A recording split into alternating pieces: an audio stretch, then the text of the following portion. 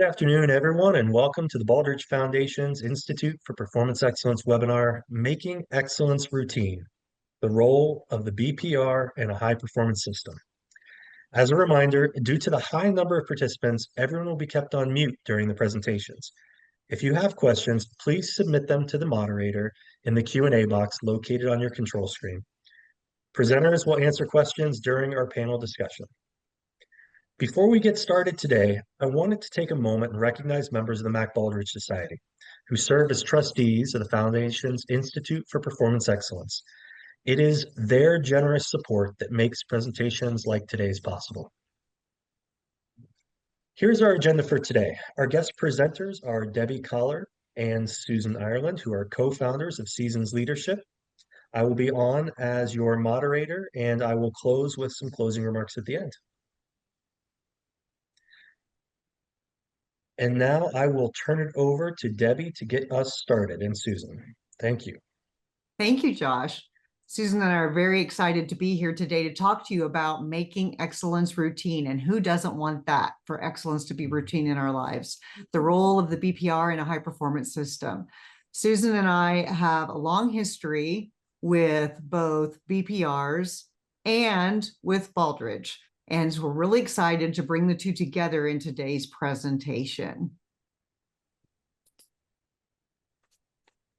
Okay, let's talk about what we're going to be talking about in today's session. Excellence is not a one-time achievement. It's a habit built through disciplined, transparent processes. This session dives into how well-executed business plan review, BPR, becomes the engine of a high-performance system. We'll learn how the BPR supports the Baldrige-based leadership, ensures strategic deployment, and fosters a culture of continuous improvement by making what matters most visible, trackable, and accountable. So what's the environment that we're living in today? And everybody knows this who's on this call, and they can probably name a bunch of other things that are challenges in today's environment. But a few of them that we've listed here are there are ever increasing demands for all of our time and attention. We're inundated with all kinds of data and information, and we have to figure out to parse what's good out of that time. We have pressure to balance competing priorities. Everybody wants something from us and wants it now, right? So we have to balance those and decide what's important. That means choosing where to focus our time and energy. Another challenge is continuity of each of our organizations. Many organizations are going through large transformations and change, and it creates chaos in an environment. There's a lack of communication and transparency in many places today, which creates another challenge. So it becomes a challenge to get and stay focused and organized as we go. And we're also experiencing loss of workforce at all different levels in organizations, which leads to low morale. So all these things come together as both individual challenges and collective challenges, which means that we as leaders need practical, proven tools to help us be successful. Josh, I noticed there is a hand raised. Are we going to address those as we go, or? We will handle all the questions at the end. You can continue forward with this for now, and I will make sure we wrap all those up and present them to you at the end. Wonderful. Thank you for that. Okay. Okay, yeah, Debbie, those challenges, I mean, we hear them every day, don't we? And there's, Yes. and that causes a lot of stress for a leader. And I think too, it's without that transparency and understanding of what's happening in the business, there's trust is shaky, and you need trust to run a profitable business. And so what we have found is the solution. I mean, I know that sounds simple, like we've got the answer here for you, but it is the business plan review, or the BPR. It is simple and proven, and it's a tool that we have used over and over again in large corporations and small companies, even our own Seasons Leadership. It's the core component of Alan Mullally's Our Working Together leadership and management system. It was developed and implemented both at Boeing and at Ford with great success. And again, it has been used successfully in large corporations, global, and small teams. Debbie and I both have experience at Boeing, leading very, very large teams using the BPR, as well as small teams within the corporation, but then also in smaller businesses, nonprofits, teams, families it can be used, and even individuals. I like this quote down here where Alan says, a leader's job is to have a compelling vision, a comprehensive strategy, and a relentless implementation process. And now when we say this relentless implementation process, that's really important.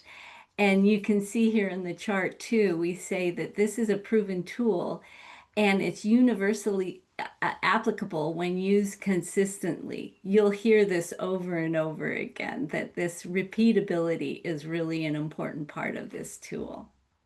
You might say it's a theme. It's a theme. So what is a BPR? So very simply, it's a weekly meeting. And the weekly meeting will review the vision, strategy, and performance to plan. You will assess the performance to plan using key metrics or KPIs. You'll collectively, with the leadership team present, address challenges. And you'll also recognize and celebrate successes. It's inclusive. Every part of the organization is represented.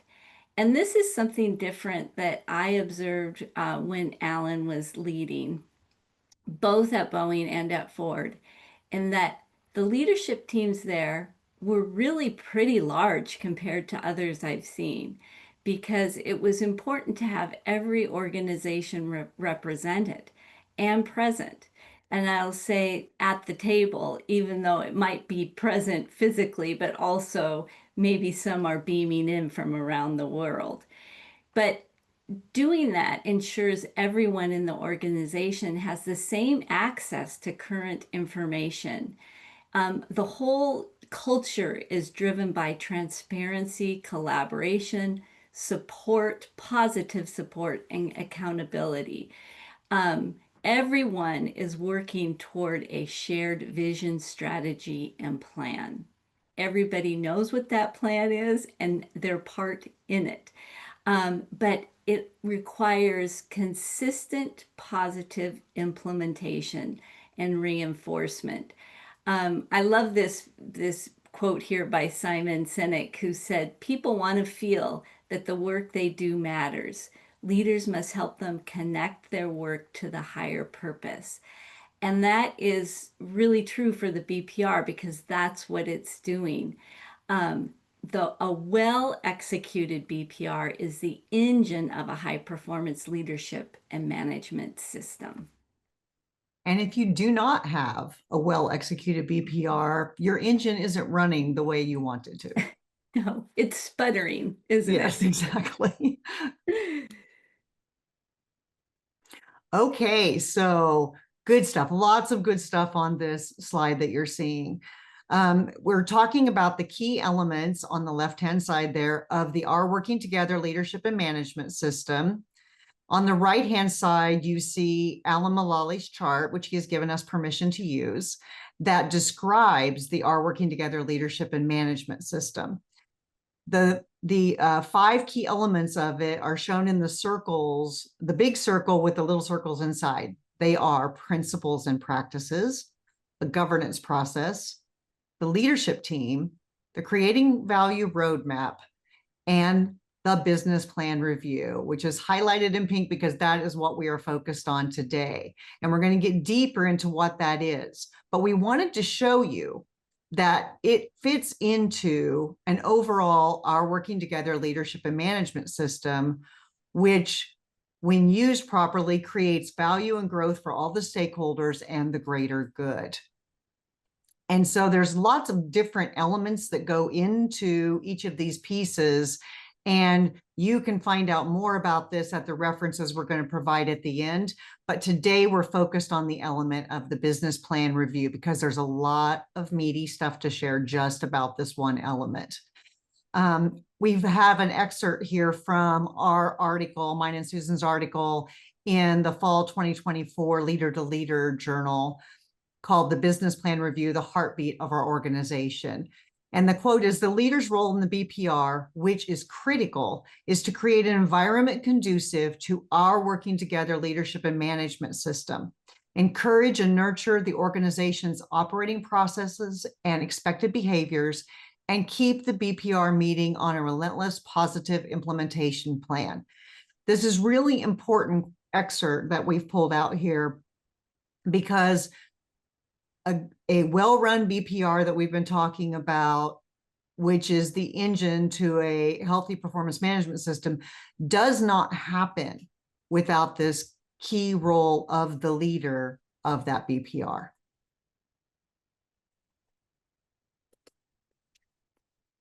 Okay, so what's in the BPR structure? We have several elements that go into the BPR, which Susan touched on a few minutes ago. The first of these is weekly review. And I did emphasize weekly on purpose because that is really important that it happen on a regular basis, weekly basis. The leader in this weekly review transparently shares relevant updates from the week. What are the things that they're aware of, know about, have heard of, that the team might need to know about when working together to run this healthy business? Then we go into the vision, strategy, and plan. And this is where the leader also reviews these to reinforce the desired culture, reinforce the direction that everybody's headed, and ensure everybody's headed the same direction.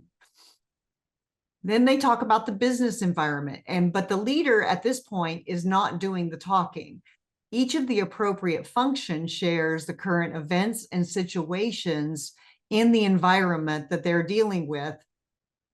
And they do this so that they can share them with the rest of the team so that everybody working together knows what things might be impacting or could possibly impact the business. And so they're not surprised or blindsided by things going on in the environment. And then the meaty part of the meeting is the status and forecast. And this is where each leader, and Susan said, everybody's represented in the organization at the table, either virtually or physically. And each of those leaders shares the current status and forecast for their part of the business. And they talk about that with everybody so that questions can be asked and everybody can get a collective understanding of what's going on with their part of the business and how they might be able to help that person succeed, and therefore the whole team succeed. And then there's a special attention element. And this is any topic that would require more time than would normally be allocated for routine topics. Because as you will understand, if you're doing this regular rhythm of having the BPR weekly, you have a set amount of time to go through each of these items. And some topics may take a little bit more time and discussion. And then a special attention meeting can be called if that is the case, where it's focused just on that special attention topic. And then the final element in the BPR each week is better plan.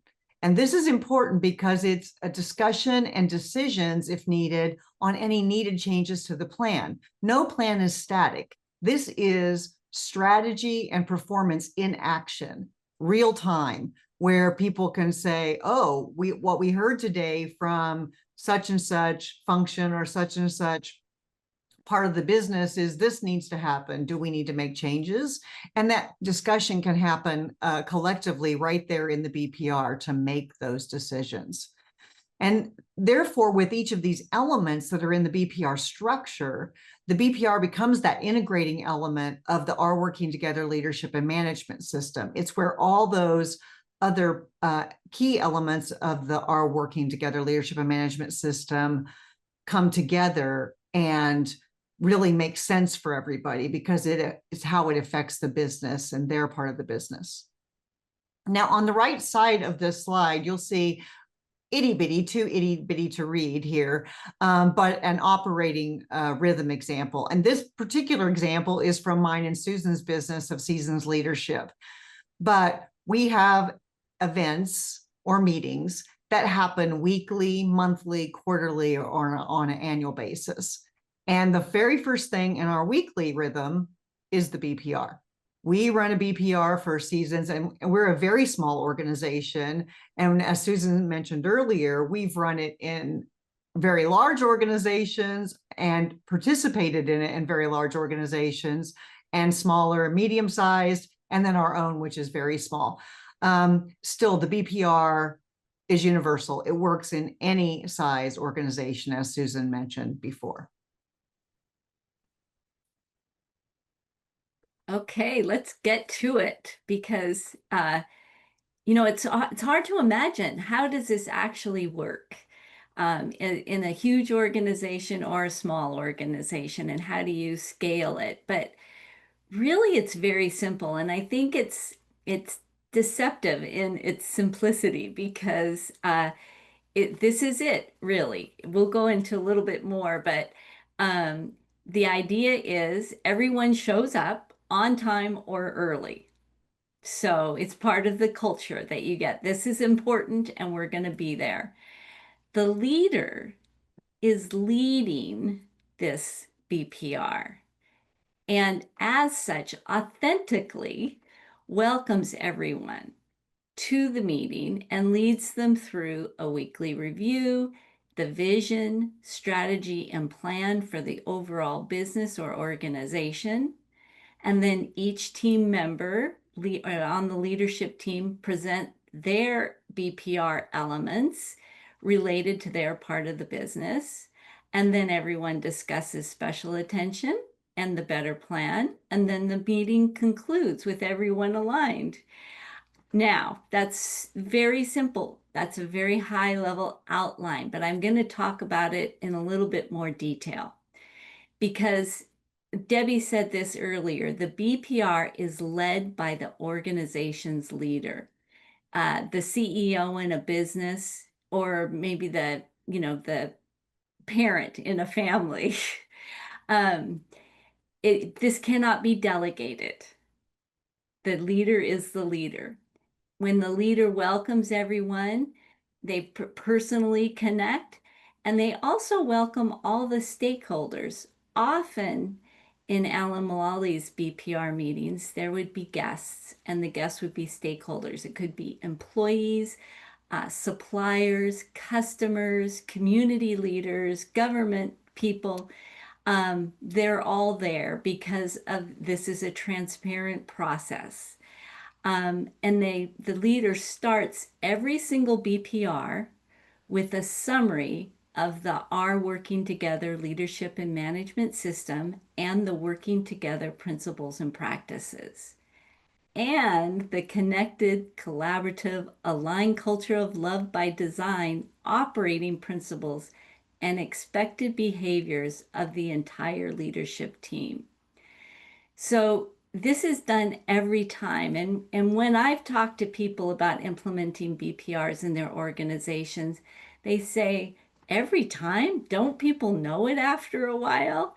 And what I advise is every single time, because this is not a rote kind of repetition. This is authentically spoken by the leader. So they are reinforcing the culture that they've all agreed on.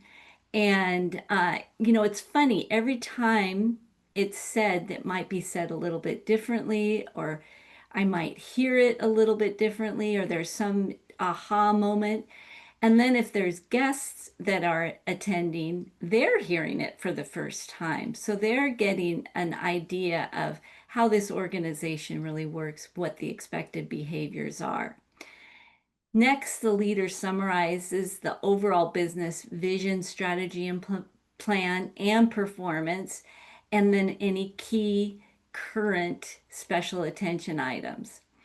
Now, I think I've taken maybe more time explaining this than what actually happens in the meeting, because this part can go pretty quickly, really. Um, it's because it's repeatable and transparent. So we're all kind of in the groove of what's going to happen here, and we are expecting it. Um, but after this part, the leader doesn't really talk that much, except for maybe asking some clarifying questions or to guide conversations. But what the leader does do is support the team very positively by holding them accountable to the BPR plan and the schedule, which means timing.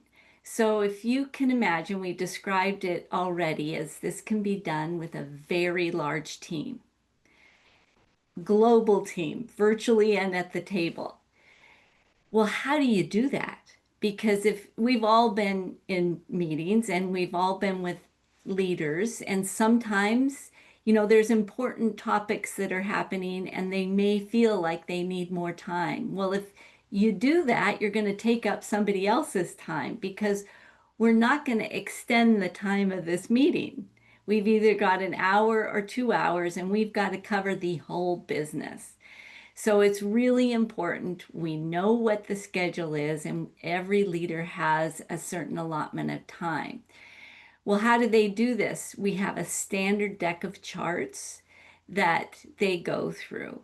And the first chart is really what we're going to talk about more, because it's really kind of the chart that's most associated with a BPR. So people who do BPR say, the stoplight chart. So Susan, before we get to Oh, that yes. though, if we could go Yes. back. Yes. This part you talked about in a typical BPR, where the leader goes through the weekly review and vision and strategy and plan, and you get asked by people, well, don't they get tired of hearing that? Or don't we already know this? Why do we have to hear it again? The other benefit to that being presented every single BPR is that when you're having the discussions around the different parts of the business or special attention or better plan, you can always refer back to, oh yeah, we've been reminded of what our vision is. We've been reminded what our strategy and plan is. And that helps with decision making. It helps with alignment when you might otherwise get off track as you're having these more in-depth discussions. So it's a centering tool, if you will, to bring everybody back to, here's the direction we are all headed collectively. Right, right. And the expected behaviors and the principles and practices Absolutely are very important, especially, the tension can sometimes rise with the leadership team if they're, affected by, an event maybe that's happened in the world, and there's a lot of stress, and we can always come back to what is our expected behaviors are. Who are we as a team? Authentically, this is what we're all about. How are we going to work together Yeah, to solve this, to address this? exactly. So the most associated chart with the BPR is the stoplight chart. Now, it's pretty simple, and here is an example company here, and it's a made-up company here, and I'm just going to walk you through it. It's on the right-hand side of the screen here. Um, it it comprehensively covers the whole business in one page. So you've got the organizations down the left-hand side. You've got the stoplights, and these are the performance indicators. And there's two columns there, one for last week, one for this week. So you can see a change. So green is on plan, yellow is off plan, but we do have a recovery plan and it's in progress. Red is it's off plan and that we don't have a recovery yet. So you can see, for example, this first one there, we have an organization that says customers, and I'm sure you can't see it here, but it was red last week. We were off plan. We didn't have a recovery plan. This week it's yellow. We've got a recovery plan. You have who is responsible or leading that organization. We have just initials there, and then we have comments. The comments are just a one line, really to the point what it is.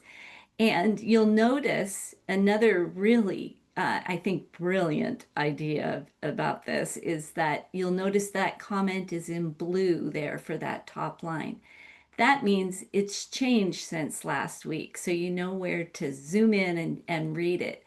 Because imagine you've got a huge organization here and you're looking at a lot of stoplight charts, and you have to go through these fast because this meeting is moving.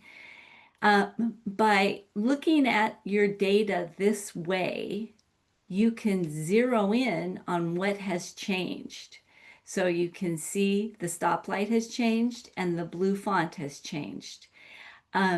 If there's no change and the font remains black, it is okay to say no change and not talk about it. Like, don't take up your time talking about something that we already know. So the reason this is so important is because you can cover a lot of the business very quickly. It makes performance very visible, transparent. It builds accountability, but most importantly, it lets leader focus on the right conversations. Am I forgetting anything, Debbie? No, it's more complex explanation, like many things, than it is in practice. It's very simple in practice. And once people get used to this, it moves along quite quickly so that you can focus the time on the things that you do need to discuss. And Yeah. I too, like you, Susan, love the changing the font to blue when something has changed, because it's a really quick indicator of what needs to be focused on and more time spent on. Yes. The one thing I didn't say about this is that, so this is a whole company stoplight, but each organization has their own stoplight as well. So we've got kind of a cascading kind of a organization structure here, and it all feeds to each other. Which also provides more information at each successive level, both flowing down and cascading back up on the actual performance. So everybody's kept in the loop of how each part of it is performing, which is absolutely wonderful. Okay, so some do's and don'ts if you want to be successful in having your BPRs. Do's. And there's only 3 of them listed here, but they're super important. The do's. The BPR must be embedded in your overall leadership and management system, just the same way it is in the demonstration we gave of Alan's Our Working Together Leadership and Management System. And Susan and I like to think of it also as our Working Together Leadership and Management System. There must be relentless and consistent weekly execution of this. If the leader gets tired of saying the same things each week with the vision and values and the strategy and the plan, too bad. That is required to have successful BPRs. You must set that example, and you must relentlessly talk about those things to keep everybody aligned and integrated. Also, every part of the organization must be represented, as we said parenthetically here, at the table, but that could be virtually or physically at the table. But nonetheless, every part of the organization must be represented. I have heard from people or been in meetings where there wasn't somebody there, and it brings the discussions to a halt, because you can't, with the absence of that part of the business represented, you can't really have meaningful discussions or make the right decisions, because you don't know what's going on in that part that may affect everybody else. Yeah, Debbie, I'm going to jump in because the other thing that happens if an organization is missed is that it just always happens, even with the best intentions, they don't get the information. And so they're behind.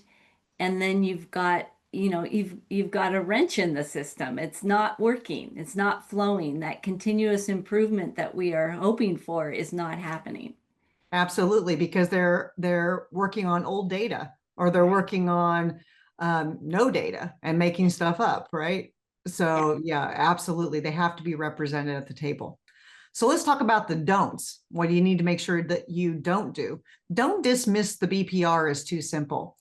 I have had organizations where I was working with them saying, I think what you need to implement is our working together leadership and management system. And the big part of that, let's start with, let's implement the BPR.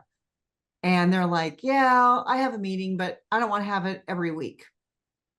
Or I have this meeting, but how is that simple little agenda gonna help me run the business? I need to spend time over here instead. And my answer is also, well, they probably get tired of hearing it from me, but it is always, it's simple but effective, and you need to do it, and you need to do it consistently.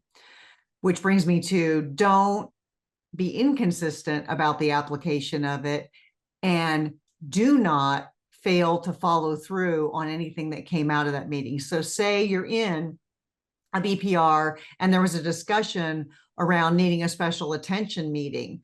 Don't let that go by the wayside. Oh, we changed our minds, we don't really need it, or it just falls by the wayside and doesn't happen. If it was important enough to be talked about as needing special attention meetings separately, then follow through on that.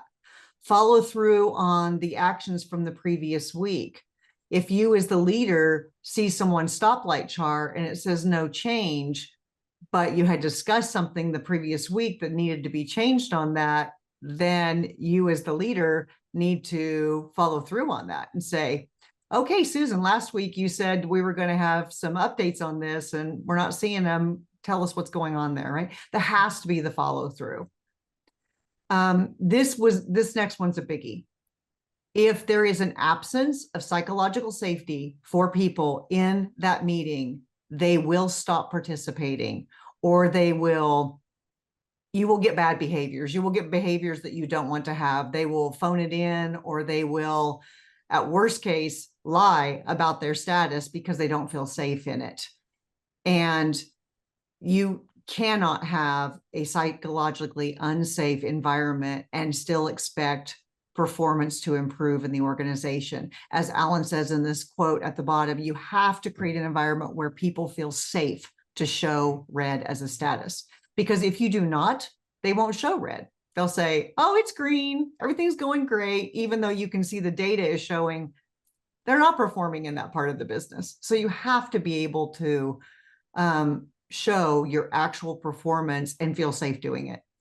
And then, as Susan mentioned earlier, the leader cannot delegate or abdicate their role in the BPR, and they also cannot dominate the conversation. If the leader is the only one doing the talking and no one else can talk, again, this creates the kind of culture you don't want to have, because the leader does not know everything and isn't responsible for knowing everything, but they are responsible for holding the space, making it psychologically safe, and setting the direction and holding to that direction for the whole team and supporting them positively, as Susan said. Susan, what else on the do's and don'ts of successful BPRs? Did I miss anything? I don't think you missed anything. When I think about the psychological safety and how important it is to be able to show a red, because that's really the power of the BPR, right? I mean, if you just go in there and it's all green and everything's fine and no change, nothing is improving in the business. It's really when you can show the issues, then the team can work together to to help each other to find a solution, because everybody's there for a common goal, vision, mission. And one of the things that I really appreciated about when I saw Alan's leadership team in action was that at that point, there's no swim lanes. if there was a problem, everybody jumped in from any organization to help. And because, as a team, we're stronger together than if we're separate, right? And so really you saw really magic happen once that. Absolutely. Absolutely. And what came up for me when you were just talking about that is the key is not to look good, because people think if I put greens up there, I'm going to look good. The key is not to look good. The key is to be good together. Together, be good together. That's the key. So let's talk about the culture. We've mentioned it several times throughout here, but how does the BPR build culture, build the desired culture that you want to have? Well, first thing that we've got at the top here is psychological safety, trust, and respect. And when the leader demonstrates all of these things, sets the example, and holds the space for people, this is what comes out of it, is people feel safe. They feel the trust. They trust and respect each other. It encourages contribution from all levels of the organization because you're using this simple, proven, effective tool, and you're all using it the same way. And the leadership team members, as Susan said earlier, with an example from Alan's BPR, bring guests to see the BPR in action. Oftentimes in organizations, there's some mystery about what happens behind those doors in the meetings that the leaders are having. Well, in this case, anyone can see the BPR in action, and it's going to be consistent. And they're going to say, oh, okay, I see how they do that here, and it's a good thing. I feel confidence in the leaders running the organization. It aligns everybody to those shared principles, practices, and goals. Everyone's headed the same direction at the same speed and together, working together. The leader sets and maintains the tone. It promotes collaborative problem solving where, like Susan said, there's no swim lanes. Everyone says, oh, I can help you by doing this, or what about that? Have we thought about this? Everyone's working together, collaborating to problem solve so that the whole organization can succeed. And successes are celebrated collectively. This one kind of makes me chuckle because it's really no fun. Although I do celebrate when I have individual successes, there's no one to high five. There's no one to celebrate with, right? So it's always much more fun if you can share that collaboratively and celebrate those successes together and celebrate each other's and the collective successes. And then finally, the BPR builds culture because it's used consistently throughout the organization. Everyone's using the same thing, and that's how culture is built. These repeated acts of how things get done there. And so using the BPR consistently helps build that culture. And we have another Alan quote, no surprise, at the bottom. It's about your service as a leader, nurturing the business plan review process. So this is about the leader serving the organization by nurturing that process and the people in it. And then since we are on a Baldrige Foundation webinar, I thought it was important that we included how does the BPR align with the Baldrige Excellence Framework? Help everybody understand this. Well, we've got the categories listed on the left-hand side, minus the results category, of course. And but it does affect results as well. But we'll start with leadership. Because the BPR is a key element of the overall leadership and management system of our working together leadership and management system, it's all about leadership. The strategy, the elements drive ongoing weekly strategy discussions and updates because the leader is constantly reviewing the strategy and the discussions are aligned to that strategy. Customer, the BPR process helps deliver ongoing customer value, but moreover, often customers are invited to be a part of the BPR. So they get to see it firsthand and develop their trust and confidence in the organization as well. Measurement, analysis, and knowledge management. The stoplight chart that Susan took everybody through and how that works is all about, it is focused on category 4 about measurement, analysis, and knowledge management. That's what the BPR does. Workforce, the BPR promotes that high performance culture we talked about at all levels of the organization. And then finally, operations, it's a key work process and ensures the ability to operate effectively and achieve the success for where you're going. So bottom line, Baldrige and BPR are a very complementary alignment. Okay, we told you at the beginning, and now we're wrapping it up here. We're getting toward the end, but the BPR is a simple, adaptable, and proven approach, and it can be used by any size team, corporate teams, global teams, small businesses, family. We got a family plan review, and it actually, I mean, it really works. You would size it to a family. You might not have every family member do a stoplight chart, but you can adapt it. An individual, a life plan review, and I can tell you that I do this process for myself. I have an operating rhythm, what I do on a yearly basis, and I just follow through this. And it just helps me accomplish more of what I want to accomplish out of my life than if I didn't do it. And I do it because it works. So you've seen the 777, the Boeing 777 program success and Ford's turnaround under Alan Mulally using this. I had the opportunity to go to Ford while I was working at Boeing to do a best practices sharing. And I went to the BPRs there, and it was so familiar to me. But the feedback that I heard from the people working there was it was really transformational. They were so appreciative of the new structure, the transparency, the working together. It was the same thing that I heard while I was at Boeing. People who worked on the 777 program said the same thing. So it really proved to me that this works, and this is simple as it is, it really is very deep, and really can make transformational changes. Debbie, do you have any stories about this?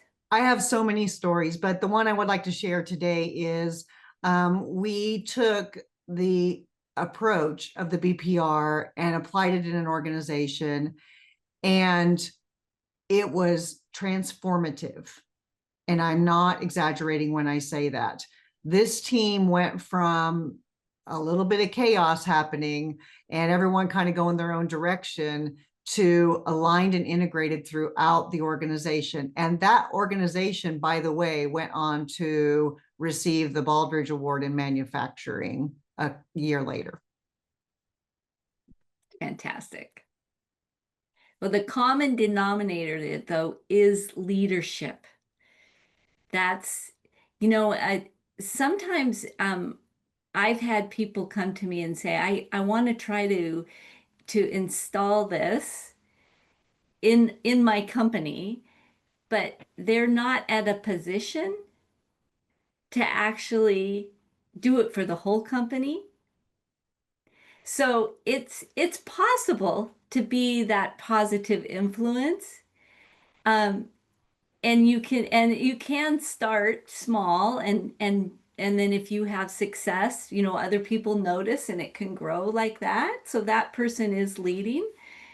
So that works, but really to really do this right, I think, and to do it, I think you can get quick results from this too, is to have the leader of an organization, business, implement this. Absolutely. Okay, why it always works. We've talked about this before. It's an integral part of the overall our working together and leadership management system. The leader believes in and follows the working together principles and practices.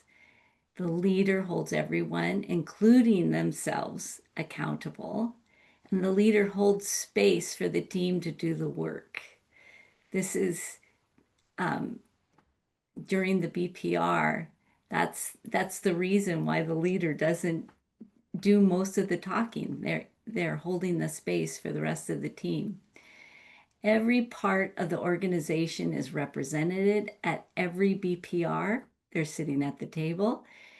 And transparency and accountability is practiced by everyone.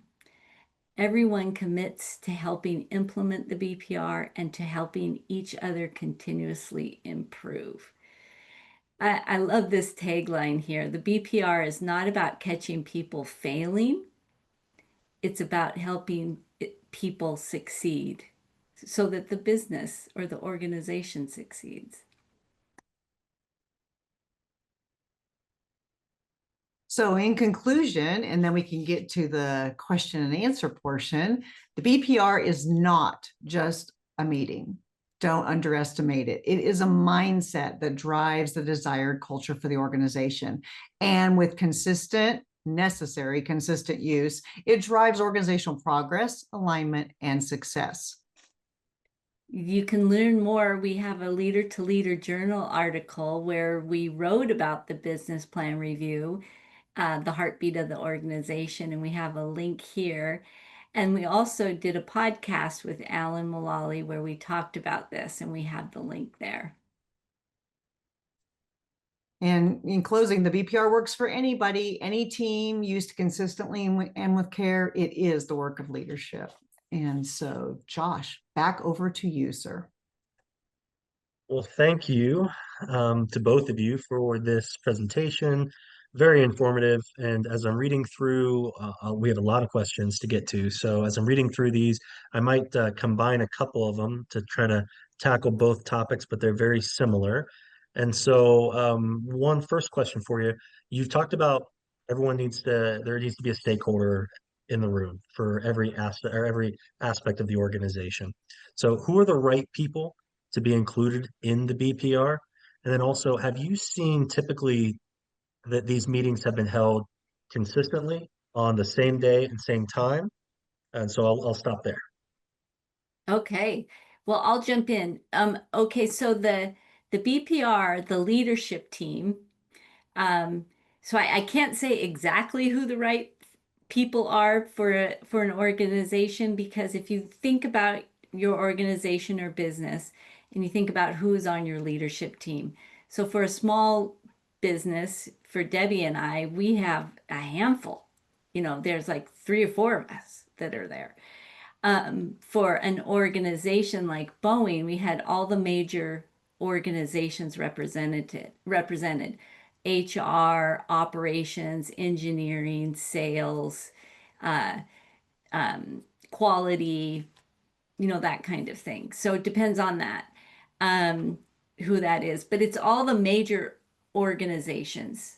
Now, the stakeholders, so those would be employees, customers, suppliers. Um, they weren't invited every time, but often they were. I would say more often than not. And that varied. It just varied, uh, depending on, maybe somebody said, hey, I have some employees I want to invite. Let me invite them. I'm going to do that. There's only so much room, so that's part of the other reason. Um, and let's see, did I get all of that answer? Debbie, I did think I so. miss Yep. anything on that answer? I think Josh also asked about the cadence for the Oh, BPR. right. Right. Yes, the cadence is weekly. And it is on the same day, same time. It's really important because then the rest of the organization can support that and plan on that. So they can put it into their cadence so it's not disruptive. If you're moving it around every day or at different times, it's very hard for people to keep up and to be able to support it with correct data and updated status and all of that. I wanted to add one more thing to that too. We said throughout this presentation that each part of the organization is represented. If the key leader for that organization is on travel, is on vacation, is not available, the meeting still goes on at the same day and time, but they have a representative who's been prepared to represent that part of the organization. And what's great about that is it exposes other people to participating in the BPR. Absolutely. And also it demonstrates that senior leadership, depending on who that other representative is, are on the same page in the BPR process. So absolutely. Exactly. So Actually, along those lines, what do you say to a leader who tells you, I don't have time? I don't have time in my day. I'm too busy. I couldn't possibly implement this. And then that's part one. Maybe part two is when you actually get into it and you're monitoring things. Let's say you've got a whole line of greens, but I've got one red that just seems to stay red all the time. How are you tackling that as well with that specific area? Absolutely. I'll talk about the first part first that you asked. I would Hmm. say to that leader, you don't have time not to implement this in your organization. It's Right. about slowing down slightly so that you can implement this because it's not hard to implement. Are you going to do it perfectly the first time? Maybe not. You may make some Hmm. mistakes, but at least you'll be headed down the road the right direction and you can correct. Um, if you just keep saying, I don't have time to implement it, and you're looking at your data and you're going, why aren't we performing? Well, you're not performing because of all the things we talked about that the BPR provides that you don't have. And that integration and alignment, everybody knows what's going on, everybody's on the same page, headed the same direction. You don't have that if you don't implement a BPR. And then about the reds that just continue to hang about. I will tell you that doesn't really happen once you've implemented the BPR. Now, I'm not saying they change every week and change in the space of a week, because oftentimes they're red for reasons that take a little bit longer to solve. But the magic of the BPR for me is everybody's rolled up their sleeves and in there together going, okay, how they're putting the power of everybody collectively into how can we solve this issue? Can it be Hmm. solved? If it's not solvable, then what else do we have to look at for on our plan for what we need to do about this? So reds don't tend to linger a long time when everybody puts the power of working together towards solving them. They may not solve overnight, but they do solve. Sure, sure. Okay. Well, one thing I heard loud and clear throughout the presentation was you were mentioning how, the typical BPR, the leader doesn't talk much, right? And so except for maybe clarifying questions or to guide the conversations. So maybe speak a little bit to how that works, as far as the operations of the meeting, but also as a part of that, maybe also speak to how can we really create a culture of, hey, we're in this together. We're all on the same page here as we try to implement BPR. How do we train that C-suite through there? So maybe you can find a way to combine both of those questions. I will say the hardest thing that I've experienced in training C-suite leaders is to be quiet. You don't have to know the answers to everything. You don't have to do all the talking. If you do all the talking, nobody else is providing any input or anything. So why do you even need to have the meeting? But once you can get them to do that, they recognize, wow, I learned so much and I can just hold the space for the team, as Susan said earlier. As Susan also said, sometimes their role becomes keeping the time or keeping the schedule of the team. And Alan shared a story with us about he's had found himself in the past being the timekeeper and keeping things moving along. And he said he was working with another CEO, and that CEO said, wait, I'm going to be in my position as a CEO, being the timekeeper. Why would I do that? I'm paraphrasing what he actually said, but I would be in the role of timekeeper. And Alan said, absolutely, you would, because that's important. You're keeping things moving along so everybody gets time to go over everything that needs to be covered in the meeting, but also stay focused on the important issues as we Mhm. go. So often the leader has to create and hold that space, but they have to facilitate. They have to facilitate the meeting happening and staying on track so that everything can get discussed that needs to get discussed and addressed that needs to get addressed. And Mhm. the reason that works, the leader not talking much, that makes the meeting work, is because that's working together at its core, right? Everybody knows what's expected of them. They know their roles and they show up and do that. And they don't feel bad when others are helping them with potential solutions to their problem, because they want that. They welcome that. They're like, okay, I'm not in this alone. I can help solve this big problem that I have by presenting it to everybody and saying, you know, where can I help? And often the leader will speak up to say, okay, thank you, Josh, for sharing everything that's going on in the organization with this. How can we help you? Mhm. What do you need from people? And therefore they're speaking up when it's important to speak up, but they're not dominating the conversation. Absolutely. Susan, anything you want to add on that one? Yeah, I just think sometimes if the leader is dominating and talking, the natural result that people will do is they'll step back, you know, and really what we need is everybody being their best selves, you know, stretching and developing and thinking and if they're being dominated, they don't. So that's why the leader, it's really important to provide that space. Last question here. So I've heard a lot about how BPR always works. You've said that always works there at the end of the presentation, and you know, there's there's more to it than just that, I know. And so talk a little bit about what is the most important element of ensuring that that happens. And I'm sure you have examples. And to combine that question with a few other questions in the chat that I've seen from some of the participants is you've talked a lot about Ford, a lot about Boeing. These are obviously complex businesses, complex markets, supply chains, et cetera, all the things going on inside their organization. So can you give some examples about how those organizations have effectively used BPR? And I know you did one during the presentation, but beyond that, maybe speak to that a little bit in conjunction with, again, the most important element of ensuring that success happens. Let's see. Well, I think the most important element is that you do it consistently every Stay the week, course. every week. Because a pitfall is somebody might say, yeah, we're going to do this. And they start, but then they say, well, maybe we don't need it this week. And then they skip a week and you've lost that momentum. And then maybe they say, oh, maybe it's just once a month. And then what's a quarter? And so you've lost the momentum. And so you're like, it's like not rolling. It's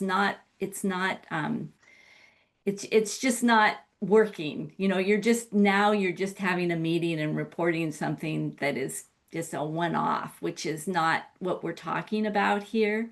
We're talking about a system, and so it's a living system. And so an Mhm. example of it, you know, I just talked to somebody yesterday. I mean, and this was a small business. So and the founder said, I got your stuff and I read everything and I did it and she had implemented it for 6 weeks and she said it was transforming for her business. Um, she was able to get things done. Everything was getting aligned. Everybody was on the same page, you know, that kind of thing where she could see progress. And she was really excited about it. But she had done it every week, and we had talked about every week, keep doing it. You know, and it doesn't have Mhm. to take a long time. You know, it doesn't have to take 2 hours. For a small business, it may take a half hour. Sure, sure. So at the end of the day, consistency leads to momentum, momentum leads to progress. And that's really what I'm hearing here out of the importance of staying consistent with your BPR approach. And so Susan, Debbie, thank you so much. This presentation was phenomenal. We love it and love how you tied everything into the Baldrige framework as well. That's key, obviously, not just for our audience, but for the people who might be on the call today, on the webinar today, that maybe are still trying to dip their toe in the world of Baldrige as well and understand what that framework can mean for their organization, and especially when you compare it with other tools such as BPR in this case. So thank you so much. We really appreciate your guys' time today and the presentation to the community. Thank you, Josh. You.